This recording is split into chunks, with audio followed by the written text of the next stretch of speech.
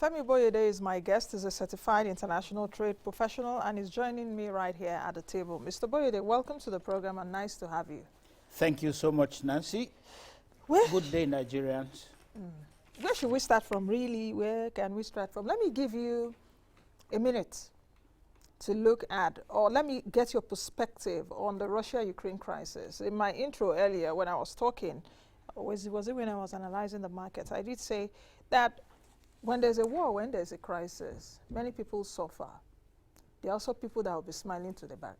People will take advantage of what's happening in a war situation. So can you give me a 1 minute perspective of, you know, your own analysis of where Nigeria fits into all of this? Yeah, thank you so much, Nancy. Some of what I will be saying will sound heartless. I'm not heartless, like you all know. I'm very passionate and very compassionate. However, the Yoruba says where somebody's own is, I'm trying to transliterate. Where somebody's own is spoiling. That's when another person's own is beginning to get better. Yes. So there is more like turning adversity into prosperity is the angle from which I look at it. Nobody wants war.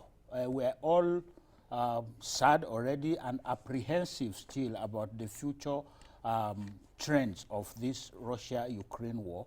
But the truth is that the war has actually caused a new dimension in disruption to global supply chains.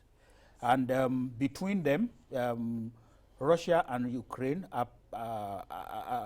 they account for well above 50% of world supplies and consumption supplies, first to the countries that consume grains, wheat, maize, barley, sorghum. Of course, some other people have also come up with how significant the contribution of Russia is to oil and gas. But remember, Mr. Boyede prays against the existence of oil, so I'm not going to be talking about crude oil and petroleum. So let's now look at it. Let's zero in on where it concerns Nigeria. I know that there are millions out there who are advocates of food security and actually asking federal government of Nigeria to stop, to ban exportation of any type of food. And I would think that this is, pardon the use of the word, but this is, I am trying to avoid using the word myopic. So I'm going to look at it from well, myopic is a bad word. Well, we both wear glasses, yeah, so you can be myopic. So looking at the big picture actually throws up the opportunity for a country like Nigeria that is blessed with the climate, that is blessed with the land, that is blessed with the cheap labor, that can actually position the country to fill in a part of the gap. Nigeria is estimated to consume 5 million metric tons of wheat per annum, and the country produces 63,000 tons. So there is a shortfall of actually close to 5 million metric tons. Nigeria has the soil, has the land, has the weather, the climate, and everything that is required to produce 5 million tons of wheat. I remember under, I think it was the Obasanjo administration, flour millers in Nigeria were compelled to backward integrate and produce, grow the wheat that they needed for their flour. I remember there was a time, I can't remember the formula of that policy, where actually pasta producers and bakeries in Nigeria were compelled to take at least 10 or was it 20% of their maize from local, but we abandoned all that. So this is not crying over spilled milk. This is now an advocacy for a strategic response. And I emphasize the word strategic.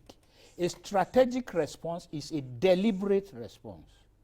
It is planned from the onset with one single objective in mind. And in this case, I am proposing the objective B to grow Nigeria's export by filling the gap that the Russia-Ukraine war has thrown up. Okay, let me take you on some of the things you've said. You know, you did say earlier on that some people may say you are averse to food security. And when we're talking about food security, you're talking about availability, you're talking about affordability, you're also talking about food quality. Yes.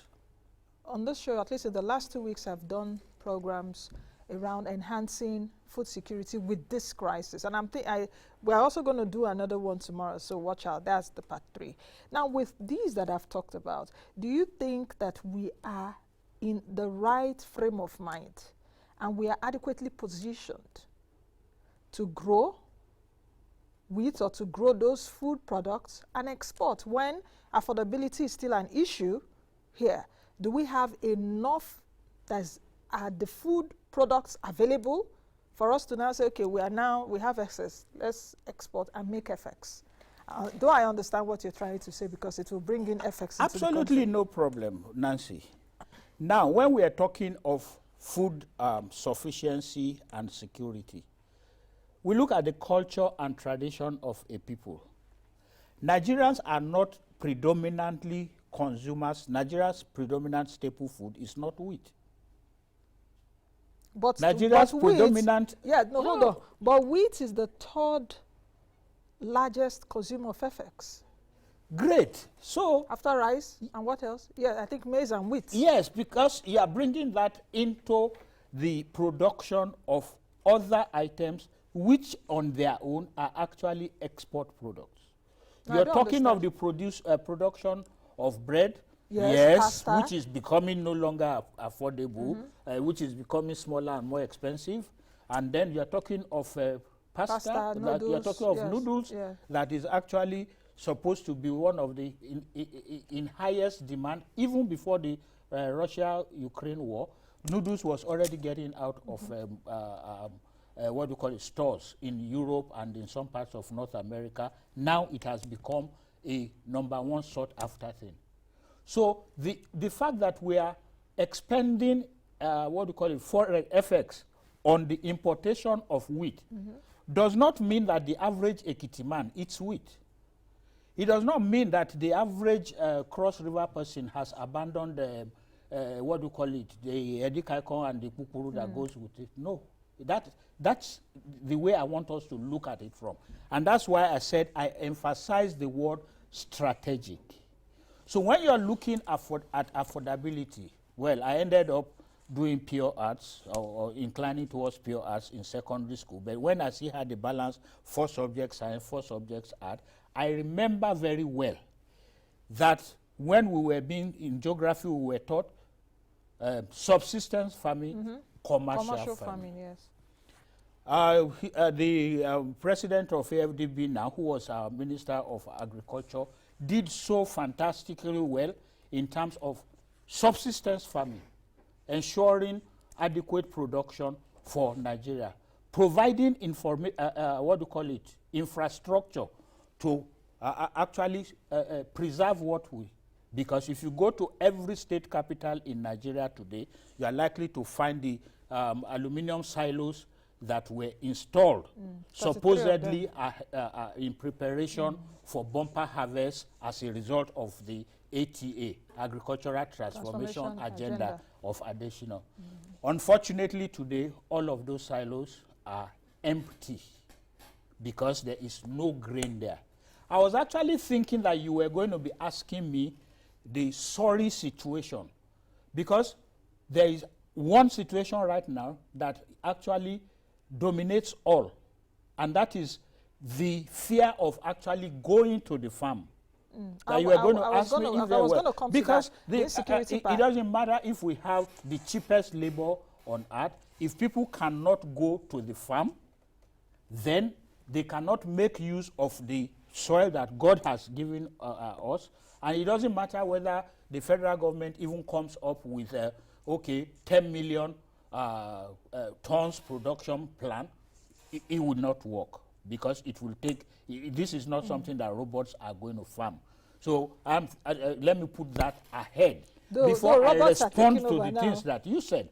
Because if we are looking at a strategic plan with the singular objective of earning forex from the opportunity in this war, then you are going to look at a program that Nigeria, I don't know if they still implement, I'll check that with the NEPC, but I remember there was a time that we had something that was called a manufacture inbound scheme that was that actually allowed you to import prohibited materials as long as you were going to use everything to produce and it was going to be re-exported. That's like machineries?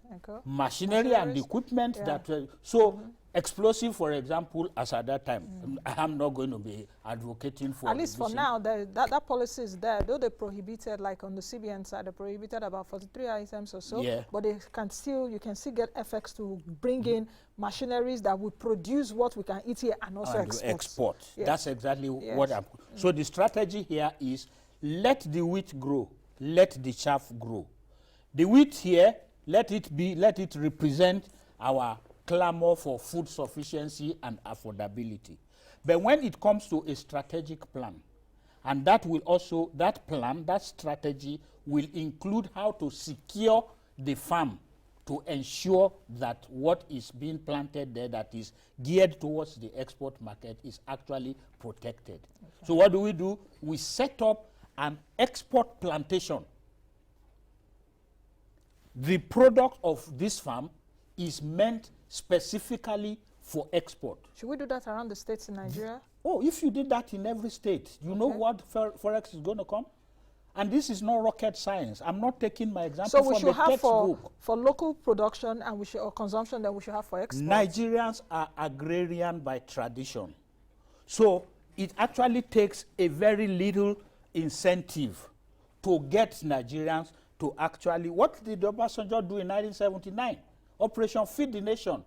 He says, look at your backyard. People were growing the tomatoes and the pepper and the onions that they ate. Yeah. So that's the subsistence farming. You don't need government to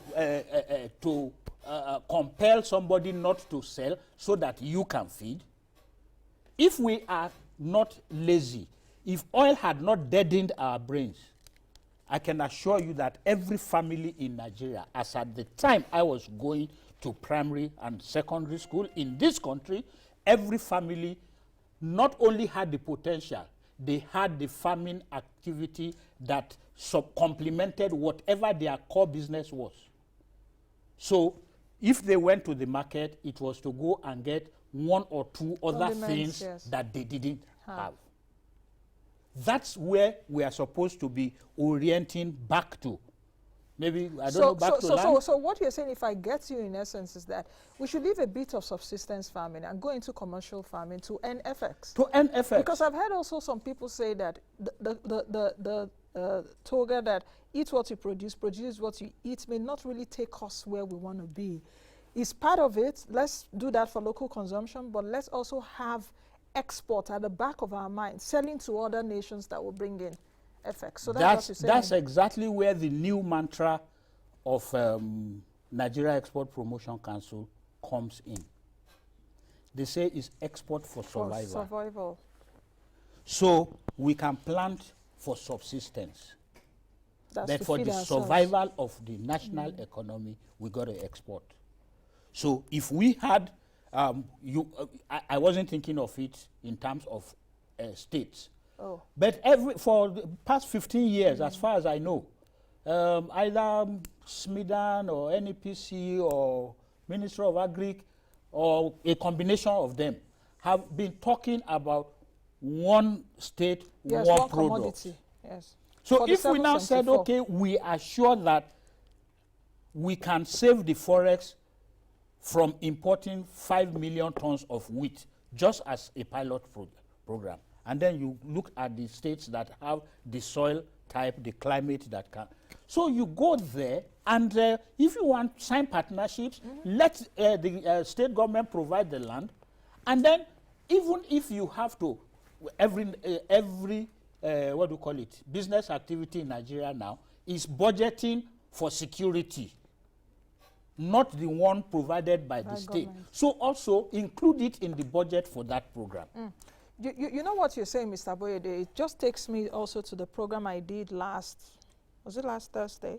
So yes, the last two programs around, when you talked about soil profile.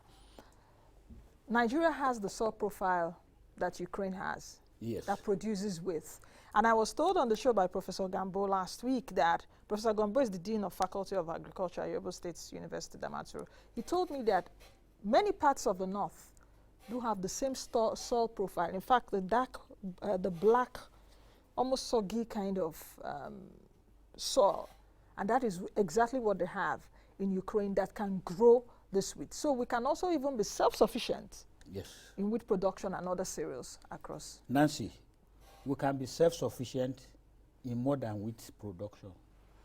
I grew up in Agay, Niger State.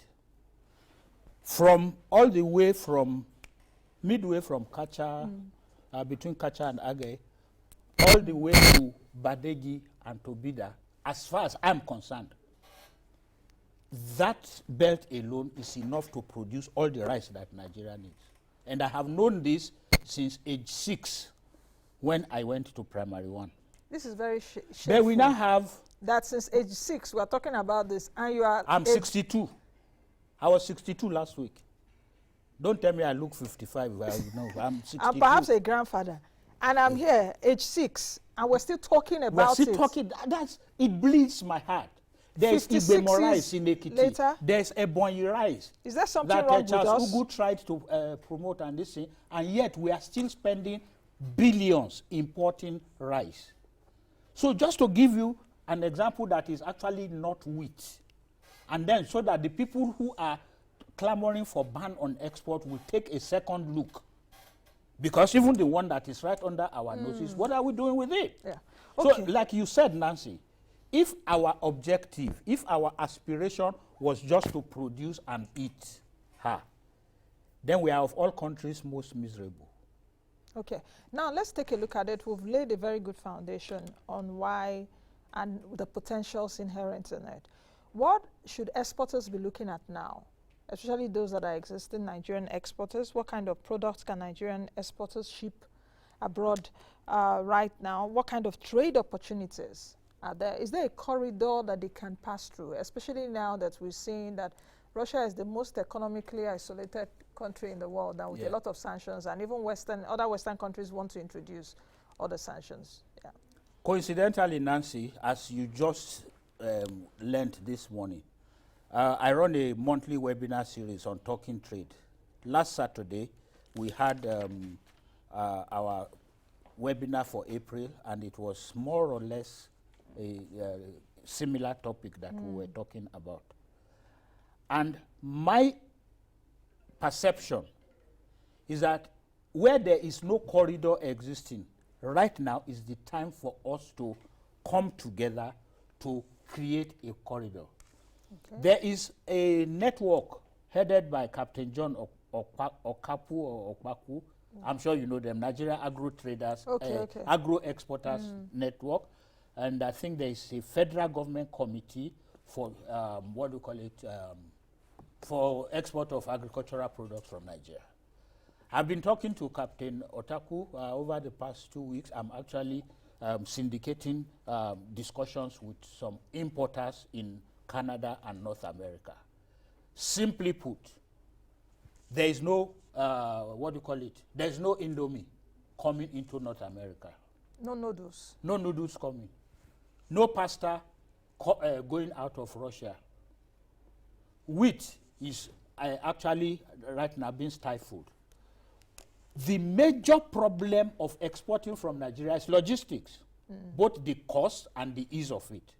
So Captain says, okay, I can make available a 60-ton capacity aircraft that will move goods from Lagos to New York at the cheapest rate I've ever had. But how many Nigerian exporters are aware of this? Okay. Very little. So how many importers of Nigerian products in North America know that now they can actually aggregate their shipments in one spot, and rather than wait for 6 or 8 weeks for Grimaldi lines to take it from Apapa to Vancouver, that it can come in 1 week and everything is done. So there is a need to build the corridor. And that's where the interagency collaboration, as well as public-private sector collaboration, that's where it comes in. That's where everybody puts their cards on the table.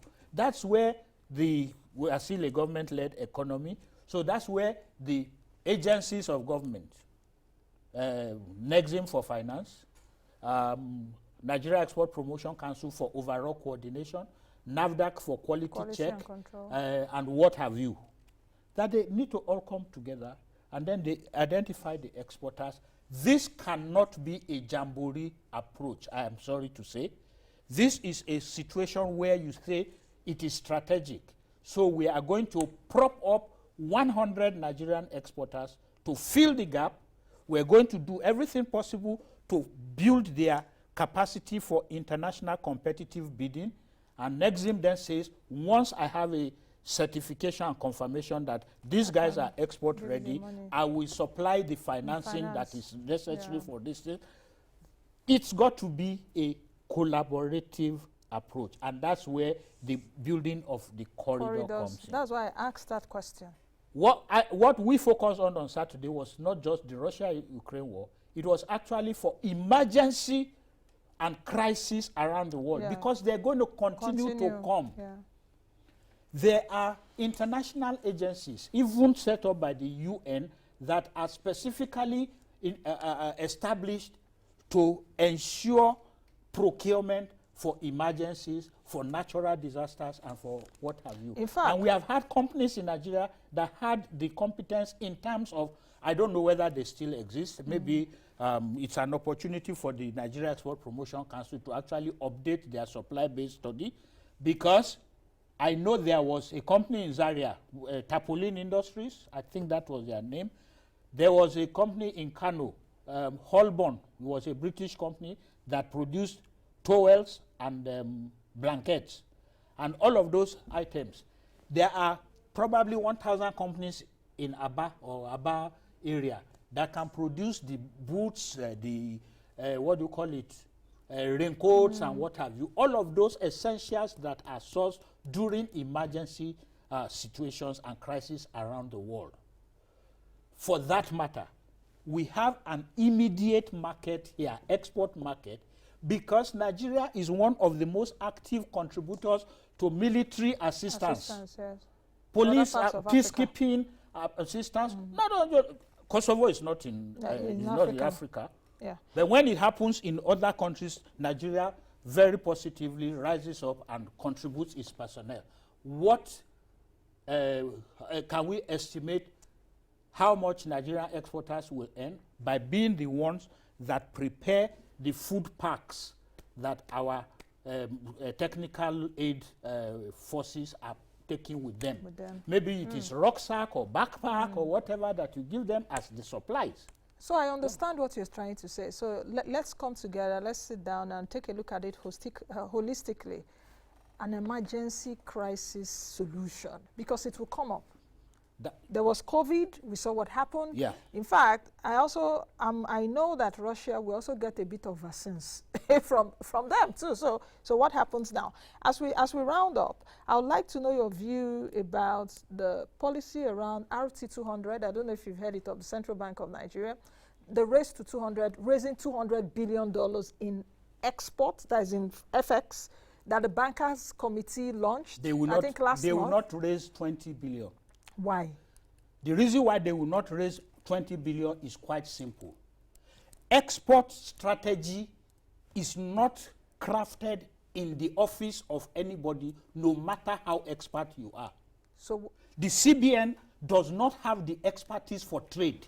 Okay, so what should be done then? So it is time for them to probably, just like customs is asking them to suspend the e-invoicing evaluation, it is time for them, not cancel it, suspend it, and then subject it now to broad-based consultation.